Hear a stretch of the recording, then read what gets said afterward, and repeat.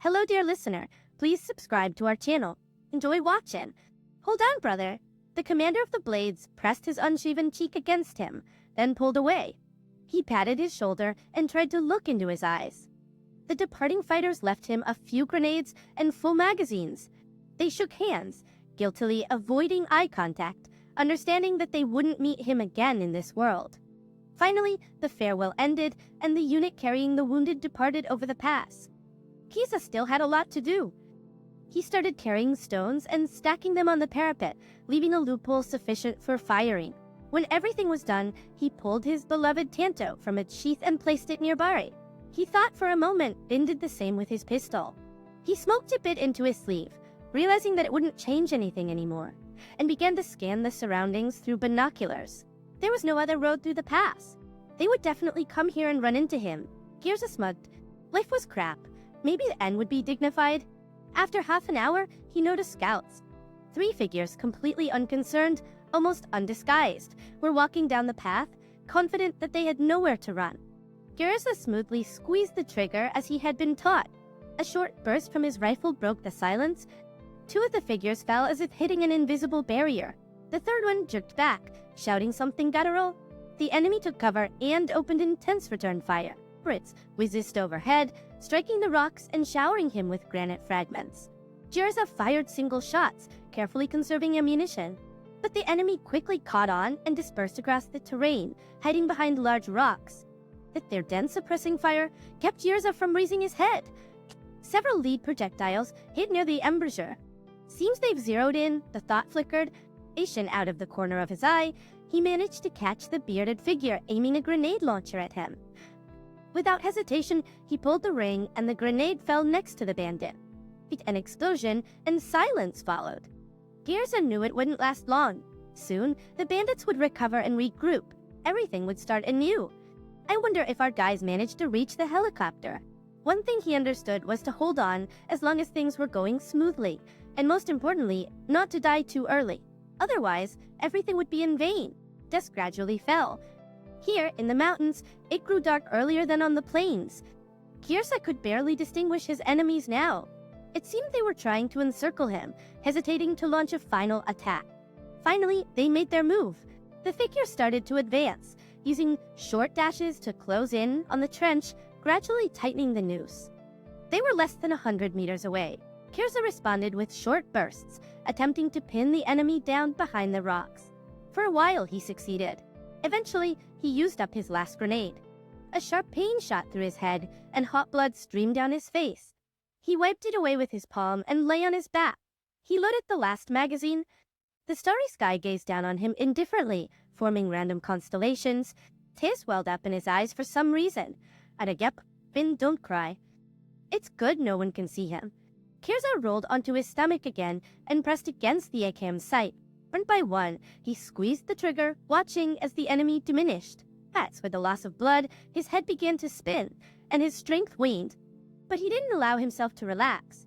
When his ammunition ran out, holding a knife in his left hand and a pistol in his right, he rose for one final attack. The helicopter crossed the border. The fighters sat, their backs against the vibrating hull, unsure if Kurtza, covering their retreat, was still alive. But dozens of kilometers away, in the distant mountains, gunshots could still be heard. As soon as I entered the reception area, I caught the secretary's alarmed glance from the corner of my eye. She swiftly sprang up from behind the desk and stood in the doorway, using her chest as a barrier. Larissa asked not to let anyone in. She's very busy. She almost threw her arms out, trying to block my path. Shifting the folder to my left hand, I cautiously gestured towards her well-groomed figure with my right hand. Everything's fine. Vekunonica. This doesn't concern me. I pressed the handle and pulled the door towards me. My wife quickly stood up from the sofa by the wall, attempting to fasten her blouse. The portly gentleman lounging to her right didn't move an inch, maintaining his insolent smirk as he continued to look at me. Overall, a picture-perfect scene. Angelique, what are you doing here? I told you. She took a deep breath. I'm to let anyone in. I continued for her. I thought that didn't apply to me. The man by the wall adjusted his jacket and headed towards the door. Larissa, we can talk later. He triumphantly smiled. I'll be waiting for your call. The playboy completely ignored me as if I were a nobody and left. My wife slumped into the chair. Why do you barge into my office without knocking? Larissa tried to regain control of the situation. You're undermining my authority as the manager, and cozying up to another guy during working hours doesn't undermine your authority. I was still standing before Larissa, trying to make sense of what had just happened. By the way, I brought you the quarterly report. Was it absolutely necessary to burst into my office like this? Larissa was now using her habitual commanding tone. I have questions for you. Your performance has dropped by almost half over the last 6 months. I can't tolerate the situation any longer. Such performance calls for dismissal. The best defense is a good offense. Change the topic. Larissa finally regained her composure, realizing that her wimpy husband wouldn't create a scene. So what's the matter? Hire me then. Should I write a resignation letter on my own, or will you dismiss me under some article? I started getting angry. You'll feel freer with your lovers. She blushed. Get out of here. The dismissal order will be ready today. And don't bother collecting your things. My driver will bring them to you. She rose, boiling with anger. We'll talk about our future at home. I shrugged and left. After all, I'm a wimp. That's how it should be, being under my wife's thumb and politely smiling at her admirers. Walking past the flustered secretary, I exited the reception area. I didn't have many personal belongings in the office. I quickly tossed them into a box, put on my coat, and headed towards the exit. Where are you going? My boss asked me, looking bewildered. Home. I don't work here anymore. I replied with a polite smile and waved at him. Wait, Balik.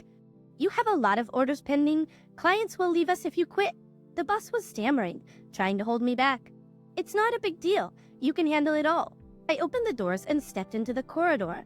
Passing employees looked at me with regret.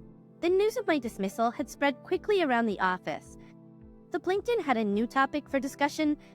At the security checkpoint, I handed over my access card to the guard and stepped out onto the street, relishing the slightly chilled air of freedom.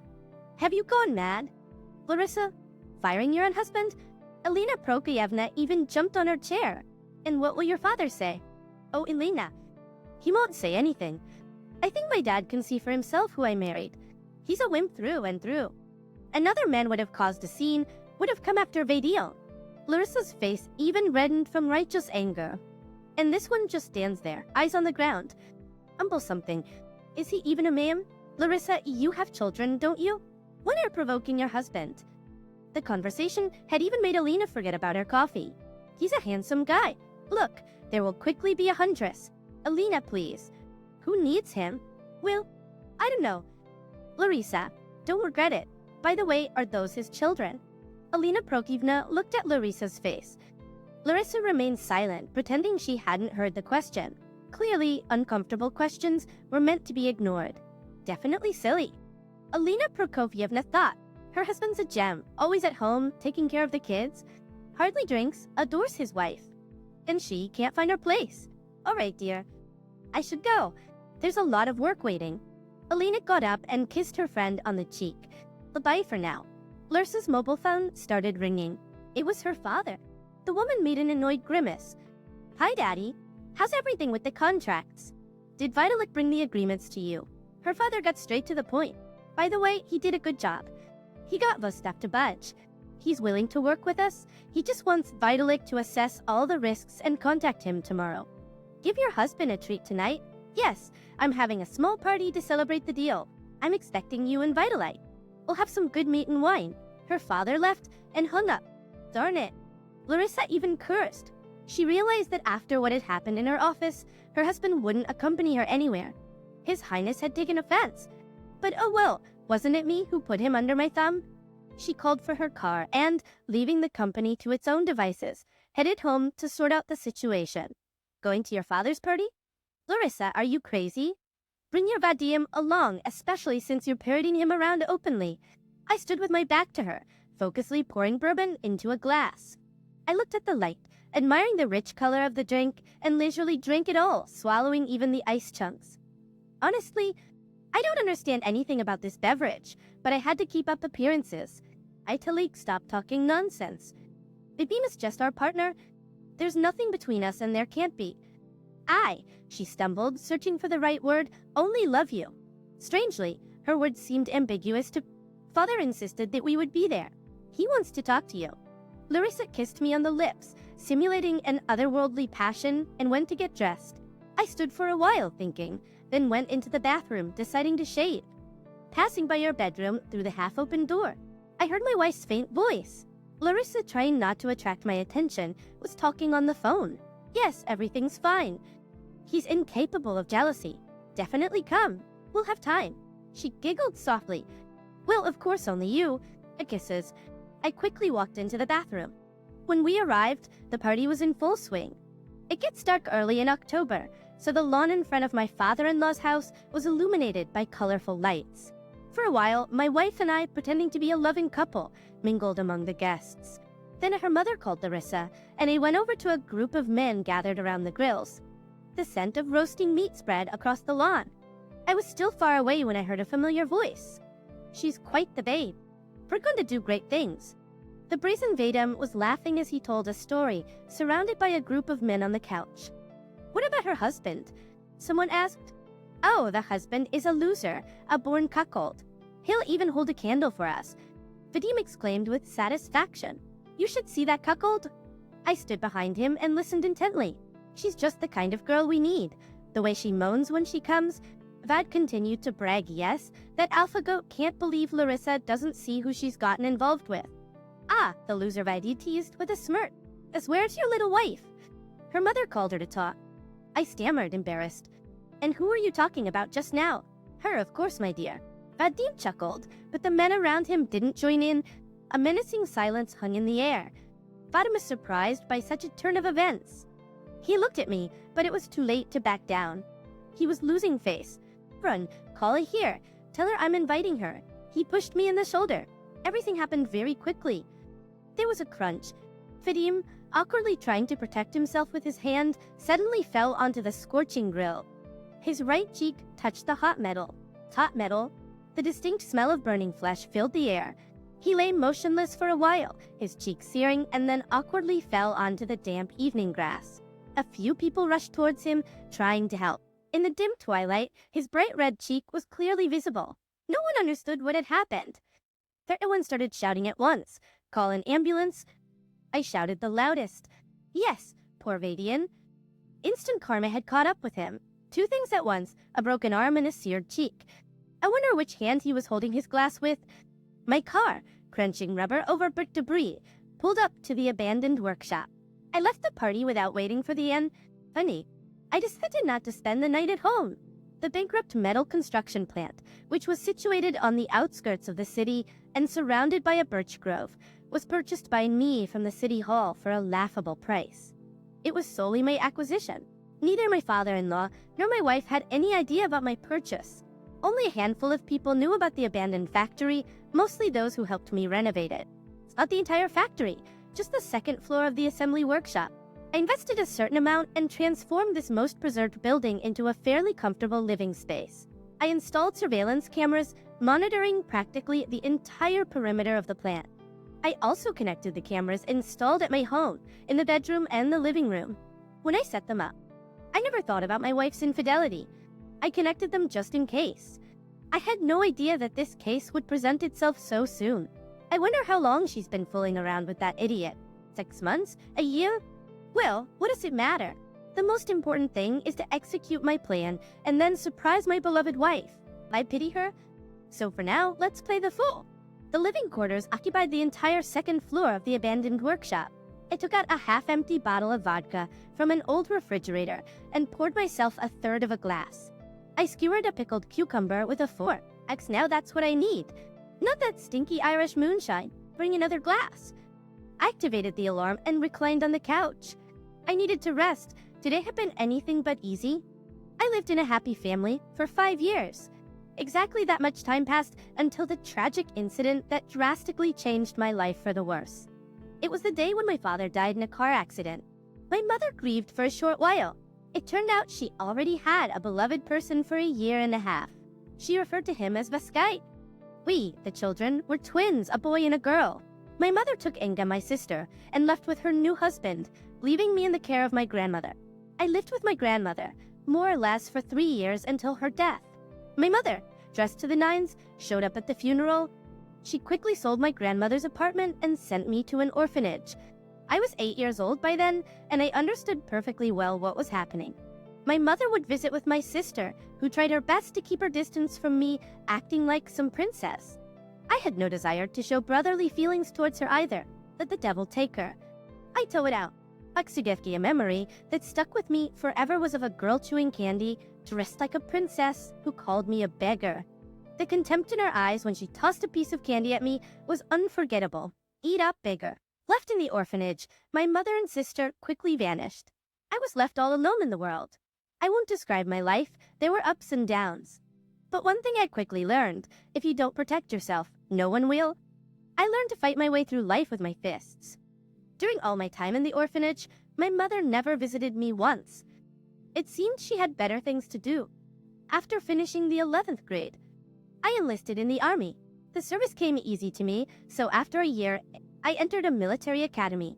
While serving in the military, I had to go through hotspots of the collapsing country and world. During one operation, I was wounded in the head. The wound itself wasn't dangerous, but my face was disfigured. The state funded several plastic surgeries, completely altering my appearance. Even my voice changed, becoming more masculine. When I looked at myself in the mirror after the final surgery, I even liked what I saw. And from the fly-ridden mirror, a rugged man who had grabbed life by the horn stared back at me. And maybe that's when the plan formed, a plan of revenge against that heartless woman and her brood. I didn't know exactly what I would do or how I would get back at them, but I was certain my revenge would be terrible, though I had no intention of taking anyone's life. I simply wanted to make their existence unbearable, just like mine once was. When my contract ended, I was discharged. They shook my hand, awarded me a medal, and gave me a discharge certificate. And then they promptly forgot about me. By that time, my emotional pain had dulled, and I didn't bother looking for my sister and mother. Let God be their judge. I found a job as a mechanic at a service station. Starting as an apprentice, I became an auto mechanic. The salary wasn't huge, but it was enough. In the fall, I started studying. I enrolled in a technical university. Studying came easily to me, especially with my engineering background. Some subjects were even credited to me. Within a year, I became a master, and after 2 more years, the owner offered me a share in the business. Everything was going well. The rest went as it usually does. At a colleague's birthday party, I met Larissa. She was a sweet, shy girl, moderately beautiful, moderately delicate.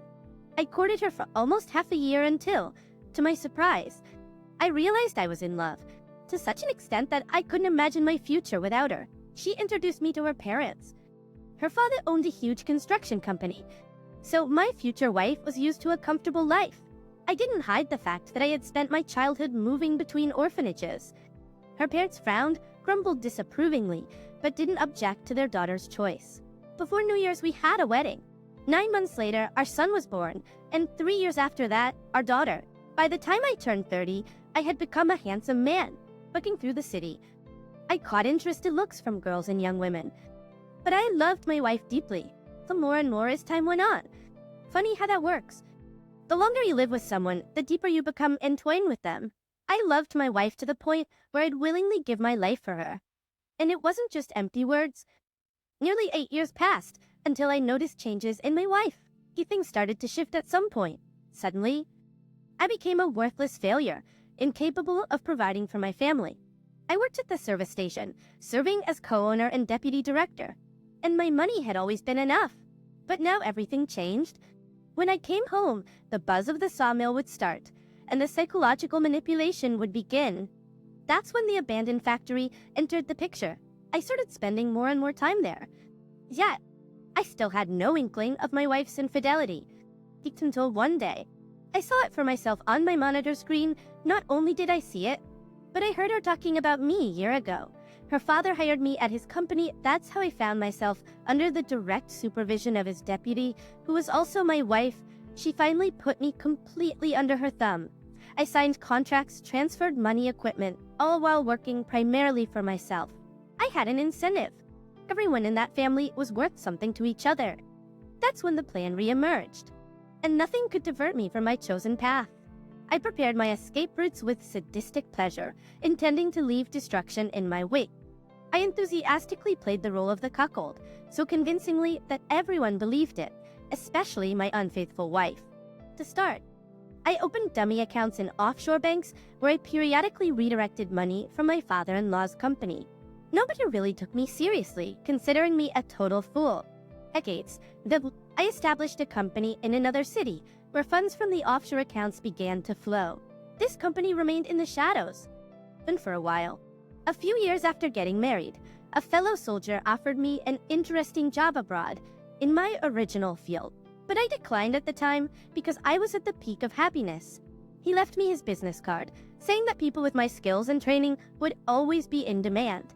When problems with my wife started, and I realized there was no turning back, I called the number that was on the gold business card. An appointment was set for me, and within a month, I embarked on my first business trip. At its conclusion, my bank account was significantly boosted. I lived a full life while my wife tangled with her bad item. I couldn't care less about that. I had my own affairs. I frequently disappeared from home, earning illicit money. I was the master of my destiny. And I didn't give a damn about the surrounding reality. I was sick of my love. I suffered enough. I was burned from the inside out. That's what happens when you're constantly trampled on. I won't dwell on female infidelity here, as women come in all sorts. But I ended up with one like that. I don't know what Larissa hoped to achieve by humiliating me in front of her lover, her family, and colleagues. But I have to admit, she did it quite skillfully. I only felt sorry for the children. But ultimately, I wasn't planning to take their lives. So what happened there? Yevgeny Vasilevich looked at his daughter, sipping his brandy. I don't know, Dad. When I approached, Vadim was writhing in pain on the ground, and everyone around was shouting and calling an ambulance. Larissa said, hesitantly, looking at her mother and then shifting her gaze to her father. She had been scared of him since childhood and tried to avoid his eyes even now. Where was your husband? Her father asked sternly. He was there too, as usual, standing on the sidelines. Larissa answered contemptuously. And should he have helped his wife's lover? Yevgeny Vasilevich glared at his daughter. Where? How should I know? Everyone is gossiping about it. You're completely out of your mind. What did you see in that self-satisfied jerk, Inflicting? Since when did your husband stop satisfying you? Her father's annoyed voice seemed to hang over them, reaching the high ceiling. And since teachers, Vitalik isn't capable of jealousy. He can't stand up for himself against anyone. I'm telling you, I've studied him during this time. Larissa poured herself some brandy, but didn't drink it. And you studied him? Where is your husband now? Why isn't he beside you? I went to the hospital with Vadina. When I returned, Idalik was gone. Larissa pulled out her iPhone and dialed her husband's number, but his phone was turned off. You see, her father shook his head in anger. Where is he now? And where does he periodically disappear to? Akseny Vasilevich continued, his voice sounding as if it hovered above them, rising to the high ceiling. He takes unpaid leave, or rather he used to. Larissa looked guiltily at her father. What do you mean, used to? The man raised his head. I get excited. I fired him. He started getting too bold. Larissa didn't know what to say and tried to grasp at her words. Did you just call yourself an idiot? Larissa lowered her head. Back when you started dating Vitalik, I tried to find out about him. You know I have connections. But nobody could find anything. Only one person, working in a very important law enforcement structure. Her father raised his finger, told me to stop asking about Vitalik. Because it's dangerous. And you tell me he's a pushover. Larissa looked at her father fearfully. I get the impression that my daughter is an incorrigible fool. Yevgeny Vasilevich stood up, his demeanor indicating it was time for Larissa to leave. To Gyurza, it seemed that he heard the roar of a helicopter engine. The sound grew, becoming ever closer. No, it wasn't an illusion. Just above his head, blotting out the stars, a predatory swift bird streaked by. The machine banked sharply and once more headed towards the battle site. Gyurza knew why the pilots hesitated, refraining from opening fire. He extracted a metal tube from his gear, and soon a red rocket launched, marking his position. The helicopter made another circle, and 2 blue arrows detached from its underside. 2 bursts of fire and the thunder of explosions. Fragments of rocky material flew in different directions. Gyurza took cover behind a large stone, sheltering from the flying debris. There were no thoughts in his mind. He lay pressed against the ground, tears streaming from his eyes. He muttered just one word as if on autopilot hours. Gyurza cautiously poked his head out from cover. The helicopter still circled with invisibility, clearly attempting to spot its next target. Before he could determine where the bright lightning had struck towards the rotary-winged machine, it was clear. It was easy to see how the missile pierced the hull and became embedded in the plating. Moments later, the sound of an explosion reached Eureka. The ignited helicopter, flung against the rocky plateau, tossed several times before sliding down the slope, breaking apart as it collided with the rocks. Finally, the machine crashed into the gorge, and the echo of a deafening explosion reached him. The question of whether the pilot survived didn't arise. A ringing silence followed, yet Gearson knew that the enemy was nearby, lying in wait. He tossed a small stone aside. Action immediately, a gunshot sounded, and a bullet hit a few meters away, scattering splinters of rock. However, the fighter managed to discern the source of the gunfire. Just then, a cloud covered the moon, casting pitch darkness upon the plateau. Like a snake, slipping between the stones, he approached the lurking enemy closely, frozen in place, very much resembling a real Gearser before a lethal strike. In his right hand, he gripped a tactical knife. It would have been easy, without fuss, to shoot the bandit, but Gearser wanted to feel the enemy's last breath, his departing soul. Inhaling the cold mountain air deeply, he darted swiftly towards the man lying with his back turned, simultaneously delivering a fatal blow straight into the heart. The gangster had no time to comprehend anything and practically offered no resistance. After restraining the twitching body several times, Gearser wiped the knife on the enemy's jacket and fell silent. Silence? The moon reappeared, indifferently illuminating the battlefield. Gearser tilted his head and ran his hand over his neck.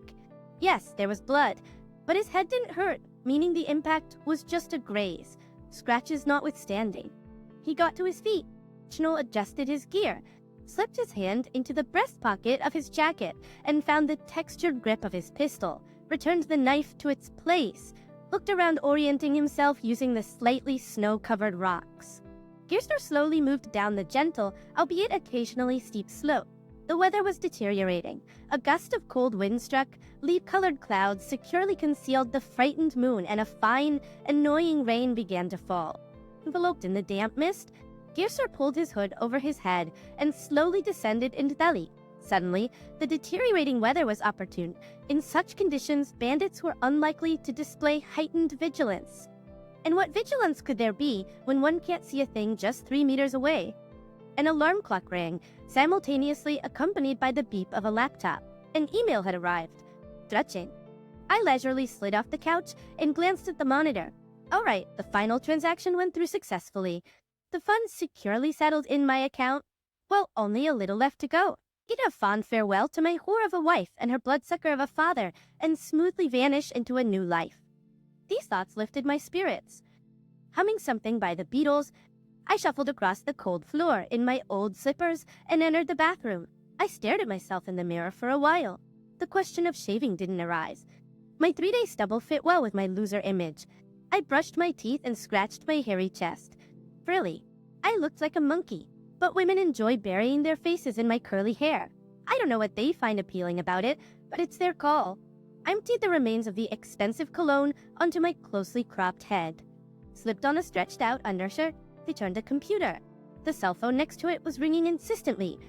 No worries, the world can wait while I get dressed. I put on a nearly black jacket over the undershirt, slipped into black jeans, and went to the mirror. His complete image, Gideon, a loser in all his glory. Good enough. Again, like a wailing siren, the cell phone screeched. Angelic, where have you disappeared to? I've been worried. My wife squawked like a hen fussing over her eggs. An interesting metaphor fully reflecting Larissa's essence. What happened? I genuinely couldn't care less about her. In an hour, there's a board of directors meeting. Dad wants you to be there. Guilt-ridden notes crept into Larissa's voice. Hope you haven't forgotten that I don't work at your company. I even yawned. She's so predictable. Frankly, I'm not serious. Larissa rushed to chatter as if afraid I'd hang up. I'll think about it. I disconnected. I settled into the car and calmly drove off the factory premises. I needed something to eat. I stopped at a small cafe forgotten by the Ministry of Food Industry. The neon sign was missing 2 letters, giving the place a mysteriously glamorous touch. I pushed the entrance door open and was engulfed in the characteristic aroma of a public eatery. The plump waitress, lost in her thoughts, took my order, and I settled in a corner, waiting for my coffee. But before I could fully immerse myself in the ambience, the annoying phone buzzed. Had a leak? A woman called you multiple times. She asked for your mobile number. The department secretary, where I dedicatedly worked until recently, spoke in a well-modulated voice. Who's the woman? What demands is she making? I almost laughed. Victoria Chukina. She says it's regarding a personal matter. There was curiosity in the secretary's voice. Give her my mobile. My mood had soured. The woman's surname meant nothing to me but her first name. Upon entering the boarding school, I found myself in a different world. Suis pas remand. Fixed, win against all. I was beaten whenever there was a chance, without bothering with reasons. Nades were particularly tough. I genuinely feared sleep. They would often organize dark sessions for me. They would throw a blanket over me and hit me wherever they pleased. Asking for protection from the teachers or supervisors was useless. Gradually, the spring of my character tightened. One day, during recess, they dragged me into an empty classroom and began their disciplinary session. But something went wrong. I pulled out a shiv I had crafted from an old file during the manual labor class and swung with all my might, hitting one of the disciplinary staff in the thigh. Blood gushed out like from a pig. I struck another in the shoulder. The shiv went in up to the hilt. The opponent groaned something and dropped out of the action. Dealing with the third was quite simple. I kicked him in the crotch with the heel of my heavy government issue boot. He screamed a stream of profanities and clutched his groin with both hands. I knocked him to the floor and began methodically kicking him, trying to aim for his face. Teachers rushed in at the sound of the cries and witnessed a scene worthy of a horror movie. A pool of blood and a screaming imbecile. After that, things got interesting. Police turned men and women, but they couldn't manage to put me behind bars. That's too young. They gave me a stern talking to and let me off. They even let me stay at the boarding school. Fish the reputation of being a psycho stuck with me. They left me alone, and I began to live as if in space, not interacting with anyone. There was an intriguing character at the boarding school who worked as a watchman and janitor. He wore a camouflage jacket and had a prosthetic leg instead of his left, but he wasn't disheartened. Merely humming something, he swept the schoolyard, serving as the night watchman. He lived at the boarding school in a tiny basement room. Alone. That's who I connected with. He would enthrall me with stories about his life. To Africa, about exotic countries he had visited. I listened to him with my mouth agape, but as I grew up, I began to doubt. It seemed to me that my adult friend was pulling the wool over my eyes. Nevertheless, I would still go to his room in the evenings. We'd brew tea and he'd tell me another story. He never talked about his personal life. Sometimes, in the middle of a story, he would fall silent for a few minutes. His face would become stern, his cheekbones would sharply stand out, and my friend would become somewhat alien, unfamiliar. Then it would pass, and he'd return to his usual state. Once, during one of those moments, he said to me, "Remember, kid, for a man, honor is paramount. Don't be afraid of defeat. It's temporary. You'll have your time. But if you lose your honor, you'll never get it back, no matter how hard you try.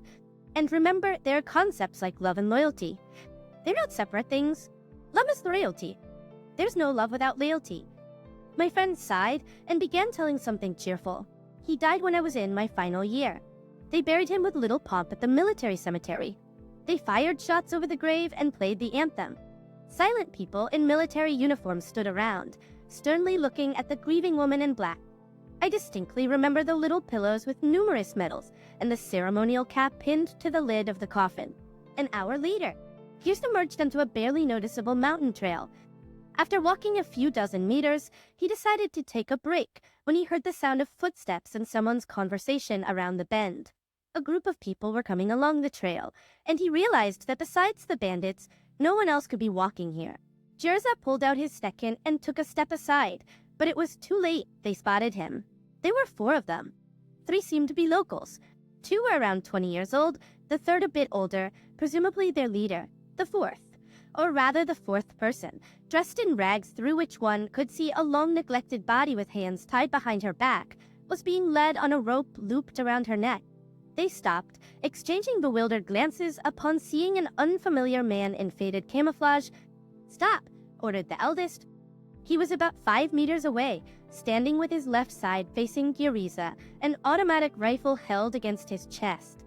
The other two stood a bit farther back, clearly relying entirely on their commander. Giriza squeezed the trigger twice. The 9mm bullets penetrated the Mujahideen's coat. He was thrown backward, dropping his rifle, which clattered against the rocks. One of the young men spun around and was thrown to the side. He fell face down across the pedestrian path. Choking on his own blood, the bullet had hit his throat. Giriza raised his pistol again and fired several shots. One of the bullets hit the Mujahideen between the eyes. Giriza lowered his pistol and searched for the bound woman with his eyes. "Come here," he beckoned with his right hand, which still held the gun. "Come, don't be afraid." She cautiously approached. It was evident that she was shivering with fear and cold, but it seemed she was more afraid of disobeying orders. Giriza hid the gun in his jacket pocket and pulled out a knife. "Turn around," he said, quickly cutting the ropes. "Who are you?" She recoiled back, as if expecting a blow, and remained silent. Maybe she didn't understand English. I recognized the woman immediately. Mother had not changed at all. The same old grimmed face with a perpetual expression of discontent. A slender body, bronzed from the efforts of my Circe. She paused and scanned the hall in search of me. "Arch Kapinalishamastanya?" I stood up from the table and raised my hand. "The Talik," she said skeptically, peering at my face. "You've changed so much." Apparently, my appearance disappointed her. Her eyes caught my t-shirt and jeans. "What do you want from me?" I cut to the chase, skipping pleasantries. "Fidalik." My mother took out a handkerchief and wiped away tears. "Ow, she can cry. Jean is very sick. She urgently needs a bone marrow transplant." My mother looked at me with teary eyes. "Only you can help her. She needs your biomaterial. I beg you, please help." She was almost sobbing, for some reason. I remembered the girl in the revealing outfit disdainfully tossing a candy at my feet and the indifferent back of her mother behind the closing door of the boarding school. I couldn't think straight. I stood up silently and left the cafe. The door of my Lexus closed quietly. The shocked expression on my mother, who had followed me outside, was the last thing I saw in the rearview mirror of my car. Giriza picked up the Mujahideen's rifle. He looked around. Another rifle was lying a little to the side. He pulled it by the strap and took it in his hands. He detached the fully loaded magazine. He pulled the bolt several times. It cycled smoothly. He removed the top cover of the receiver. The spring and gas piston were lubricated. Apparently, this AK hadn't been fired in a long time. Giriza attached the cover and magazine back in place. He pulled 2 more loaded magazines from the pouches of the commander lying on his back and put them into his pouch. "Should be enough." He looked at the woman. She was sitting crouched down, afraid to move. Gesson took out a chocolate bar. Then, after a moment's thought, he took a warm jacket from one of the bandits and threw it to the woman. "Put it on," he said. They needed to leave quickly. Gunshots in the mountains can be heard from far away. Perhaps a group of our men is rushing here to seek revenge. Giriza slung the rifle over his shoulder and gently nudged the reluctant companion. "Let's go." He thought that the rebels probably didn't walk all the way on foot. Most likely, they came by car. That means there's a road somewhere below, and most likely, their vehicle is hidden there as well. They probably bought or stole the woman and were taking her to their village. The customs here are simple to the point of madness. It makes right here, and whoever has the gun is right. After half an hour, they reached the road. Ice was on one side, the road pressed against the cliffs, while on the other side, the sound of a mountain river echoed from the depths of the gorge. Just as they approached, a Toyota with rust spots was parked near the cliffs. The doors were open and the key was still in the ignition, just as it should be. Who would fear theft here? Everyone is kin, everyone knows each other. Giriza plopped down in the front seat, throwing the rifle to the back. He swung open the right door. "Get in," he motioned to her. He hadn't figured out if she understood English, but she followed his command correctly. The woman obediently sat in the front seat. Giriza started the engine, turned the car around, and headed toward what he believed was a government military checkpoint. It became pitch dark, but Giriza didn't rush to turn on the headlights. The moon occasionally emerged from behind the clouds, dimly illuminating the road. The car was moving slowly. He felt as if he was creeping along, ready for any unexpected events. They drove for a while. Gradually, dawn began to break. Instead of the nighttime darkness, a sticky gray fog enveloped the road. Giriza stopped the car and opened the door, listening carefully. A dog was barking somewhere up ahead. Most likely, there's a settlement there. Usually, a checkpoint is located at the entrance. He needed to leave the car and proceed on foot. Girza gestured to the woman, indicating that she should get out of the car. Then he grabbed his rifle and started walking along the road. He didn't look back, knowing that the woman wouldn't lag behind. Visibility was almost zero, and he stumbled over a concrete slab lying across the road. Clearly, a checkpoint was ahead. He shouted a few times, hesitating to fire. Who knows? They might open fire recklessly. Someone responded to him in the local language. He remembered a few words and managed to explain who he was. Two soldiers appeared out of the fog, each armed with rifles. Girza placed his AK on the concrete and raised his hands. At that moment, a loud thud sounded behind him. Something heavy and hot struck his back. For Girza, everything around him plunged into a viscous, sticky darkness. A knock sounded on the compartment door. "We're arriving." The voice of the conductor seemed to echo right by his ear. Girza opened his eyes. The suburbs of a big city had already begun outside the window. It was nearly dawn. Raindrops, smeared by the wind and speed, danced in a circle on the glass. There was no one else in the compartment. The fellow passengers had probably disembarked during the night. Girza squinted and smiled. The doors of the neighboring compartment slammed shut. Girza dressed leisurely, fastened his prosthetic leg, picked up his bag of belongings, looked around to make sure he hadn't forgotten anything, and stepped out into the narrow corridor of the sleeper car. The train slowly pulled under the glass roof of the old station. Finally, with a slight jolt, it came to a stop. The conductors quickly lowered the steps and wiped the handrails. People slowly started emerging from the train cars. Girza descended onto the platform, holding onto the handrails and limping slightly as he made his way toward the exit. A chilly northern wind blew and sent a heap of yellow fallen leaves swirling toward him. Suddenly, Girza felt an inexplicable unease, as if the wind wanted to warn him about something. He flicked his cigarette butt into a bin and, slightly limping, headed toward the bus stop. Girza climbed up to the 4th floor and used his key to open the apartment door. The murmurs of a television could be heard from somewhere deep inside. The scent of freshly brewed coffee filled the air. Girza took off his bag and walked into the kitchen. 2 cups with unfinished coffee stood on the table. For a moment, it seemed as if Vera would walk into the kitchen any second now, and everything would be as it used to be. From the bedroom, Girza heard a rustling noise. He cautiously cracked open the door and froze at the sight. His wife was on her knees in front of a naked, unfamiliar man, moving her head rhythmically. A picture-perfect scene, as Comrade Gosman used to say. The man placed his hand on the back of Vera's head, setting the right rhythm and controlling her movements. He sat with closed eyes, his chin lifted in a blissful moan. Vera was fully engrossed, giving herself entirely to her beloved activity, smacking and slurping with enthusiasm. It was a vivid example of a strong, gender-blind partnership between 2 understanding partners. Girza stood there for a while, observing the erotic scene with interest. Then he returned into the corridor, rummaged through his bag, pulled out a flashbang grenade, and carefully approached the bedroom. He didn't hesitate for a moment. There were enemies in the bedroom, and they had to be treated as enemies. Girza extended the fuse and pulled out the pin. He cracked the door slightly and tossed the grenade toward the bed. Lost in their oral ecstasy, the partners paid no attention to him. Girza managed to close the door just in time before a loud bang echoed, followed by a blinding flash. After a moment, a piercing male scream could be heard. When Girza returned to the bedroom, he saw Vera lying unconscious on the floor with the severed dignity of her lover in her mouth. She always had good teeth. Girza thought with a touch of pride. The lover himself, clutching his bloodied groin with his hands, was crumpled near the bed, groaning loudly. Oblivious to his surroundings, he hadn't yet recovered from the shock of pain. When he got into a taxi, he was confident that no one had seen him. 6 months after my friend's funeral, I was summoned to the director's office at the orphanage. Vysanti Pavlovich chewed his lips for a long time, then turned to a stranger sitting at a small table. "This is Vitalik, the one himself." The director stood up and left me alone with the stranger.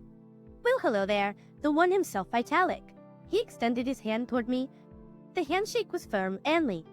"I'm called, but who cares what my name is?" The man smirked. "Here asked me to pass this to you." He pulled a guitar case from behind the chair and then placed a set of keys on the table. "These are for the motorcycle and the garage. Here are the documents." The stranger pushed a leather wallet toward me. You'll figure it out. Then he took a plastic card out of his breast pocket. These are some funds. Just count them when you can. The PIN code is 4 ones. The man stood up. Don't grieve. Everything will be fine for you. He patted me on the shoulder and left the office. When I arrived at my father-in-law's company office, I clung to the hope that I wouldn't be allowed in.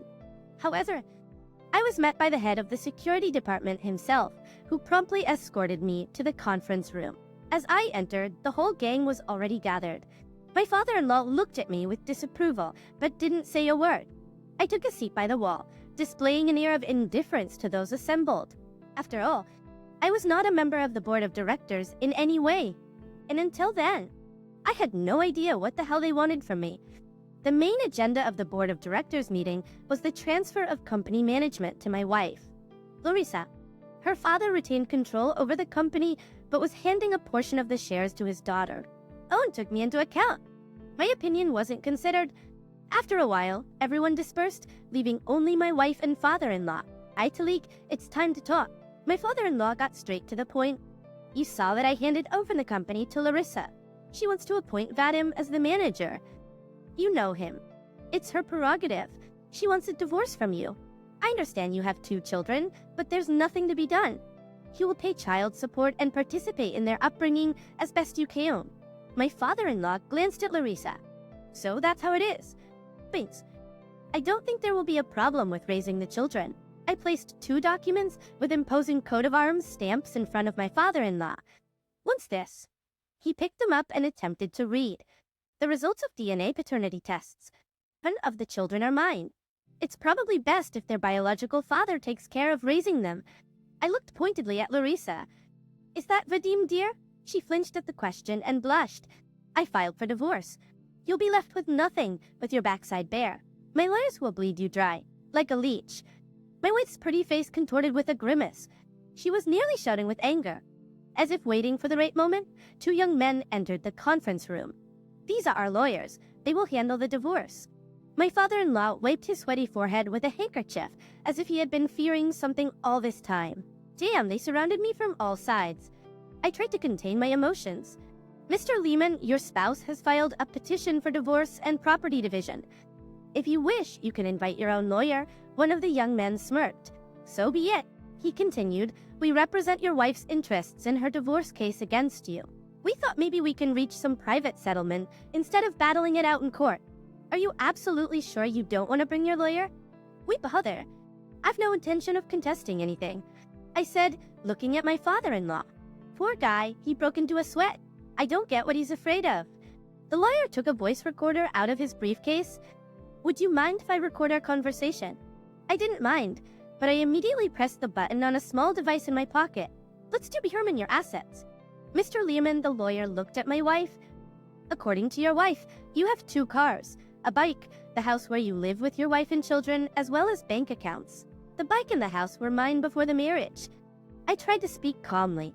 We're aware of that, but over the years of cohabitation, your wife contributed money for the motorcycle's repair, and correspondingly for the house there are corresponding documents. For this, the lawyer handed me a pile of receipts. Oh, Larissa, she thought of everything, so she had decided to cheat me long ago. The thing is, neither the house nor the bike are mine, they belong to a friend. I'm merely using them. Your wife believes that both house and the bike belong to you. At least you never claimed otherwise over the years of your shared life. What she thinks doesn't matter much. I thought for almost 15 years that she loved me too. And look where that got me. Concealing assets is a crime. The lawyer took off his glasses and began wiping them. I suppose you've checked the house and the bike and confirmed that they belong to someone else, a friend of my friend, who kindly allows me to live in his house and ride his motorcycle. Can you name the owner? Unfortunately, I don't know it. But I would advise against bothering him too much. He's quite nervous. I looked sympathetically at the lawyers. All right. But if I were in your shoes, I'd try my best to avoid crossing paths with me again. I looked at my sweaty father-in-law. I'm leaving, and I recommend leaving me alone. Don't create problems for yourselves. I stood up and headed for the exit. But as I approached the door, 2 security guards stepped in. For some reason, I wasn't surprised. Life doesn't teach fools anything. Before anyone could react, 2 young guards almost simultaneously collapsed to the floor, knocking down a pair of chairs in the process. Who else wants to take the risk? I scanned those around me. It seemed no one was eager. Catching a surprised and shocked look from Larissa, I swiftly made my way towards the elevators. Full idiots. I can already imagine their faces tomorrow morning when they discover their empty accounts. I brushed off the leaves carried by the wind. But carefully, I placed a bouquet of scarlet carnations on the black granite slab. The cemetery was quiet. Even the autumn winds seemed to make an effort not to disturb the departed. I couldn't leave without saying goodbye to my friend, for a while. I stood there silently, gazing at the marble obelisk with a star through tearful eyes. Oh, men cry too. Rest in peace, brother. May the earth be soft for you. Chorizo. The motorcycle started with a half-turn, and soon the gray ribbon of the road was rolling under its wheels. Fields, freshly harvested, and the green forest with patches of red and yellow leaves rushed past on both sides. I knew exactly where I was headed. The path was one towards the sun. PSA donation of $10 million has been made to the Republican Children's Oncology Clinic. The name of the sponsor could not be determined. If you enjoyed this story, please like and leave a comment. It's important for us and will help promote this video.